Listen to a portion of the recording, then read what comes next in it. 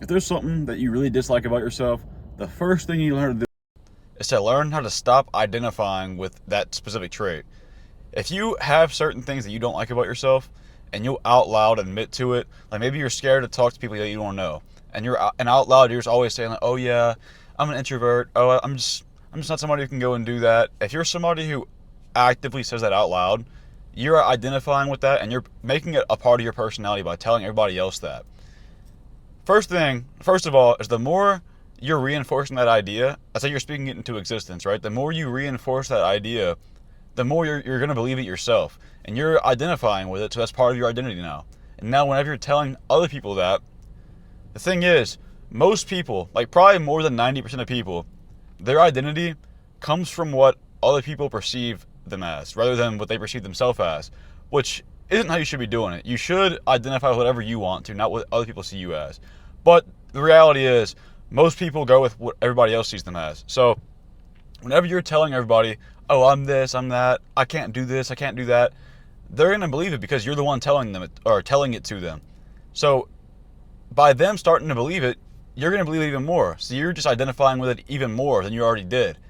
Whenever it becomes ingrained in your personality, you're not going to get over it because now it's part of you. It's who you are. It's what you identify as and identify with. So now you're just never going to overcome it. So if there's a quality you have or something you dislike about yourself, even if it's there, just don't admit to it. And even if it's true, just act like it's not there. You're going to know in your head that it's there, right? But you're not reinforcing it and making yourself believe it even more. So there's things with myself, whenever there's something I dislike about myself, something I want to change about myself, I'll acknowledge it in my head, sure, because like it's healthy to acknowledge and understand. That's how you move past it, is by first realizing what it is and how you can overcome it. But I will not speak it out loud. I will not talk about it. I will not say it. You won't hear me say something. It's like for a video and I'm making a point. But if it's something in my real personal life, I will never say that I have a bad quality. Or I won't say that I have it, if that makes sense. Like I'll be talking about it, sure, but I won't be like, "Oh yeah, that's me. I have that problem." I won't be saying that to people because me doing that makes them believe it and it makes me believe it. So why would I do that, right? If I'm somebody who I really can't talk to people that I don't know. I just really can't do it. If I'm somebody like that and my friends are like having a conversation about that and I just chime in like, "Oh yeah, I really can't do that. Like it terrifies me." Why would I do that? Because now they believe it and I believe it even more. Like it's just hurting myself in the long run. And that's not just socially. That's any trait you have that you don't want. Like if you find yourself to be insecure, don't go around saying, "Oh, I'm so insecure, I can't do this, I can't do that." Because doing that is harming yourself even more, making yourself even more insecure without you even realizing it. Any trait, the more you talk about it, the more you're affirming it to your own identity. So don't identify with things that you don't want to be or want to have as part of your own identity because you're going to just latch into it even more. It's going to be even harder to overcome. Now, the main part of this video I want to talk about is the fact that a human always in accordance to, or not even just acts, performs, and feels what he believes to be true about himself and his environment. So the way you feel about yourself, the way you feel about what you're going into, whatever you're trying, that's how you're going to be acting, feeling, performing. So for example, and this is why it's such a cheat code to be able to rewire your brain to think positively about certain things and about yourself and being confident, because let's say, I'll use me for an example, since I've been doing jiu-jitsu. If I were to go into a jiu-jitsu tournament and go compete, if I'm going into that tournament, like it's a one-on-one thing, right? Like you're just one-on-one, it's like a wrestling match. If I'm going into it thinking, "Oh, I'm about to destroy this dude. Like I've been practicing so much, I'm confident I'm about to beat this guy." Now there's two versions of me. There's that version, and there's the version of me who goes in there like, "Oh man, I'm so nervous, like everybody's gonna be watching, like he might even be better than me. What if I lose in front of everybody?" Which one of those two people? Like it's the same person, same skill set. They're both me. But which one do you think's gonna perform better in that match?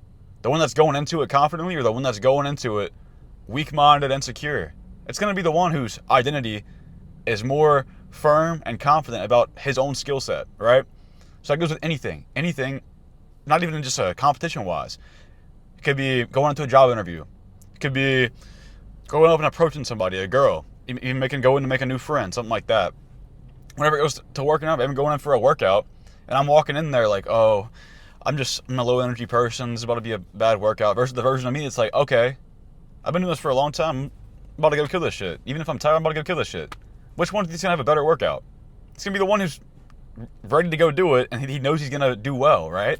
And that goes with literally anything at all. It could even be going to your job and trying to perform better. The way you perceive yourself is going to be how you act in accordance with anything. So if you perceive yourself as just a loser, right? You just can't shake it. You're just like, oh, I'm such a loser. I'm doing nothing with my life. I can't do anything that I want to do. You're going to be doing loser activities because you've already identified with yourself as being a loser. So you're going to be maybe all day you're playing games. You don't do nothing but watch movies, TV, play games, scroll on your phone. That's all you do, right?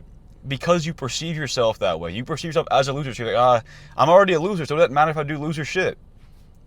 You gotta shake the identities that you don't want, or shake off the traits of your identity, right?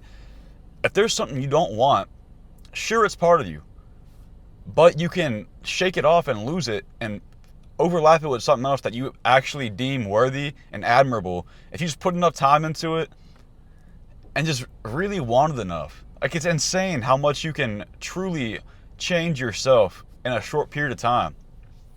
And nobody really understands it until it happens to them. That's how most things like this are, right? Like, people don't want to believe it until they see it for themselves. That's how almost everything is, because it's just personal bias. But the sooner you try, the sooner you'll realize, and the sooner you'll believe it and be able to use it to your advantage. Especially younger guys. Like, there's so many people who just count themselves out before they even try because it's like they're scared to get embarrassed, or they're scared to just try. And they don't realize how much power they truly have over themselves and over their own reality if they just try to change their own identity and stop worrying about other people and just worry about who they want to be themselves and becoming the best version of themselves. Just by their own mindsets and their own way of viewing the world and their own reality. So, I don't know. I think this is one of the most important lessons you can learn in life, especially early on. So I really want to make a video about it. It's been really useful to me in the past like 2 or 3 years. I've turned into a new person.